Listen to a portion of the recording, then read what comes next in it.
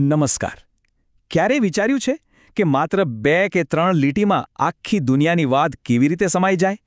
આજે આપણે ગુજરાતી સાહિત્યના આવા જ નાના પણ ખૂબ જ શક્તિશાળી કાવ્ય સ્વરૂપોની દુનિયામાં જઈશું.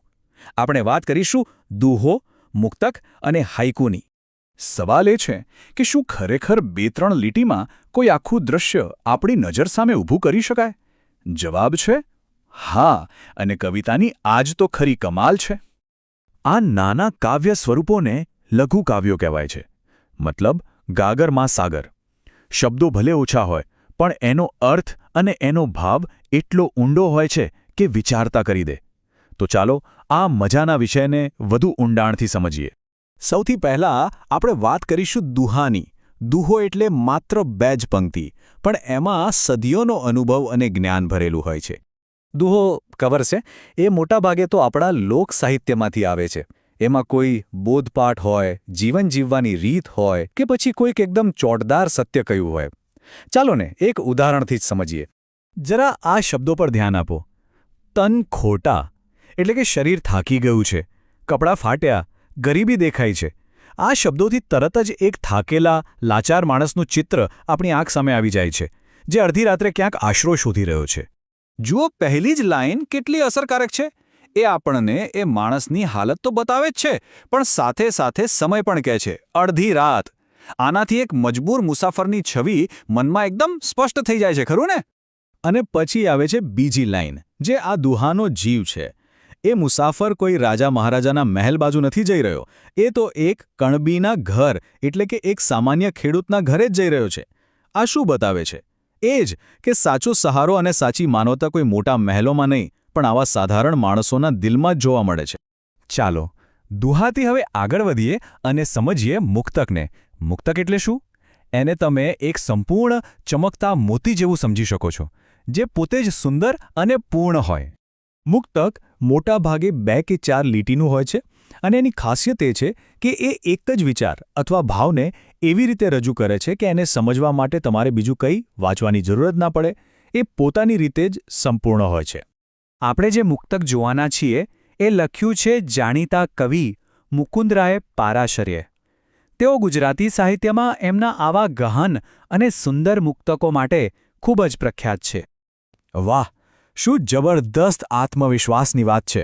કવિ અહીં કહે છે કે જીવનમાં ગમે તેટલા ટકોરાના ઘા વાગે, એટલે કે ગમે તેવી મુશ્કેલીઓ આવે, હું એ બધું સહન કરી લઈશ, પણ તૂટીશ નહીં.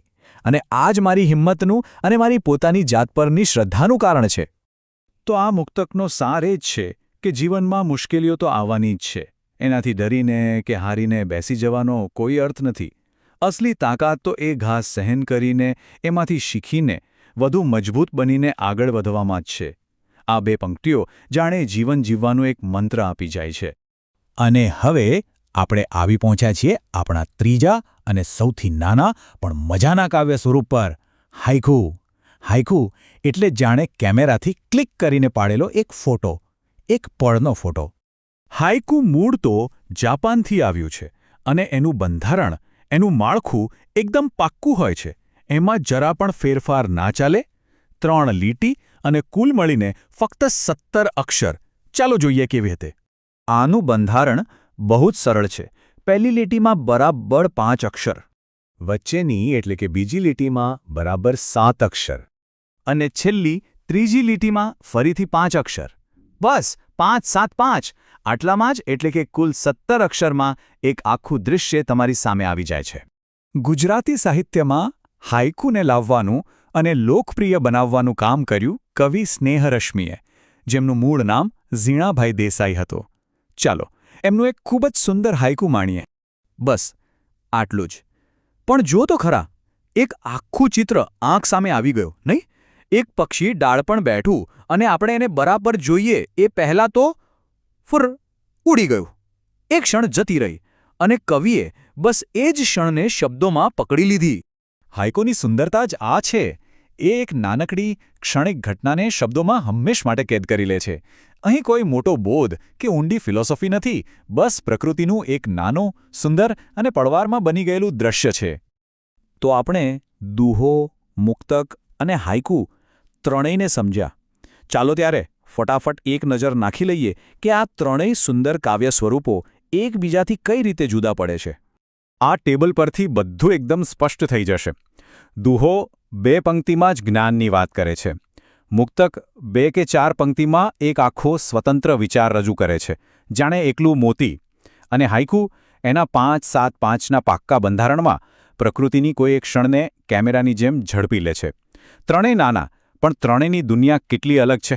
તો હવે જ્યારે પણ આજુબાજુ કોઈ નાની પણ સુંદર ઘટના જુઓ, જેમ કે પાંદડા પરથી વરસાદનું ટીપું સરકે કે પછી કોઈ પતંગિયું ફૂલ પર આવીને બેસે, ત્યારે એકવાર વિચારજો, શું આ ક્ષણને 5-7-5 અક્ષરમાં વર્ણવી શકાય?